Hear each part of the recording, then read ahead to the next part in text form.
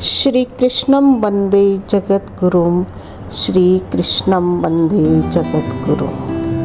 साथियों, पिछले वीडियो में हमने देखा कि भगवान श्री कृष्ण कह रहे हैं कि यह आत्मा नश्वर है, यह ना जन्म लेकर के पुनः मरता है और शरीर के मारे जाने पर भी यह नहीं मारा जाता है। आगे कहते हैं, वेदा विनाशिनम नित्यम ये एनम अजम अव्ययम, कथम स पुरुष पार्थ कम घातयन्ति हन्ति कम। जो इस आत्मा को अजन्मा, नित्य और अविनाशी जानता है, वह पुरुष किस प्रकार से ना तो किसी को मारता है और ना ही किसी प्रकार से किसी को मरवाता है। तो हे पार्थ, इस शरीर को धारण करने वाले आत्मस्वरूप को अजन्मा समझने वाला वह मनुष्य किसी भी प्रकार से ना तो किसी को मरवाता है ना ही मारता है। अब साथियों, अर्जुन ने मन में कहा, तो फिर यह शरीरों का नाश होना क्या है? तो श्री कृष्ण भगवान तो अंतर्यामी है। इसी को आगे स्पष्ट करते हुए इस प्रकार कहते हैं, इसी क्रम को आगे बढ़ाते हैं कि जिस प्रकार मनुष्य पुराने वस्त्रों को छोड़ देता है और नए वस्त्र धारण करता है, उसी प्रकार जीवात्मा इन पुराने शरीरों को त्याग करके नए शरीरों को ग्रहण करती है। वासांसि जीर्णानि यथा विहाय नवानि गृह्णाति नरोऽपि राणि था शरीरा विहाय जीर्णान्य अन्यानि संयाति नवानि देहि अन्यानि संयाति नवानि देहि। साथियों, यहाँ पर एक महत्वपूर्ण प्रश्न यह बनता है कि मनुष्य कपड़े उतारता है और पहनता है तो उसे बिल्कुल भी पीड़ा नहीं होती, वह बड़ी प्रसन्नता से पहन लेता है, परंतु शरीरों को त्यागने पर तो बहुत पीड़ा होती है। फिर इसका क्या कारण है?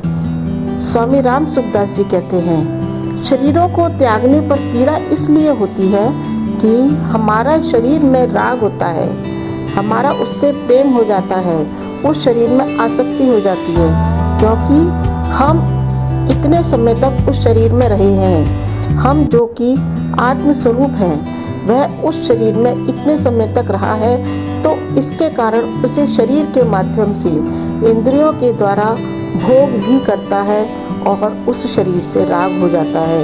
यदि मनुष्य स्वयं को राग से धीरे धीरे अपने आप को अलग करके सोचे और शरीर में ममता ही ना रखे, उसके विषय में ऐसा ही सोचे कि यह मेरा नहीं है, मतलब ममता का त्याग और राग का सर्वथा त्याग करके यदि साधक के समान जीवन बिताए, तो इस शरीर के त्याग में, इसको त्यागने में बिल्कुल पीड़ा नहीं होगी।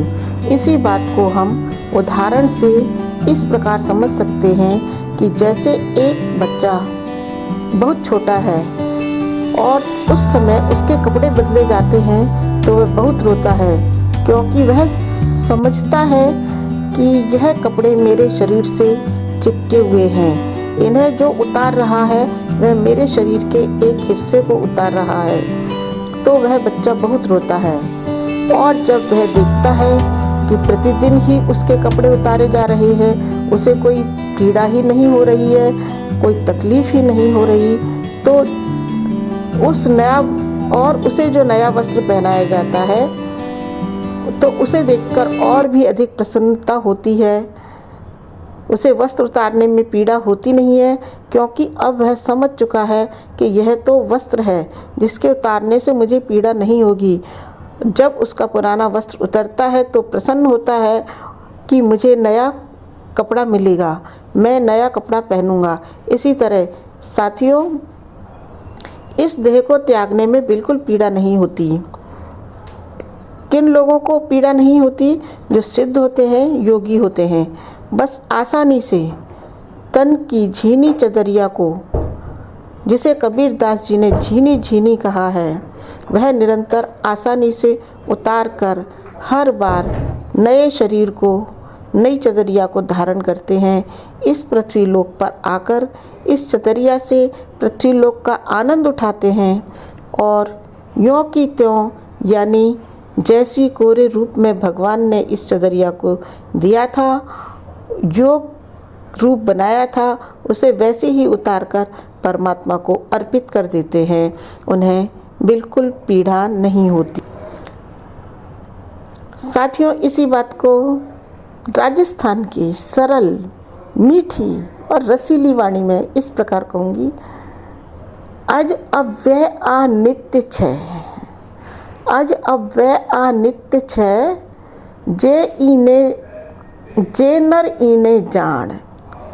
अब अज अव्यय अनित्य छे, जे नर इने जान।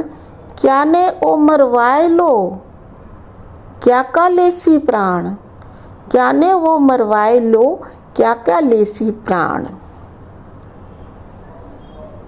और गाड़ी देखो। फाटोड़ा ने त्याग नर पहले, फाटोड़ा ने त्याग नर पहरे न्यू न्यू चीर। मैया तग ने त्याग तत् धारे नवल शरीर। बैया तन ने त्याग तत् धारे नवल शरीर। मधुराधिपते रखिलम मधुरम, मधुराधिपते रखिलम मधुरम।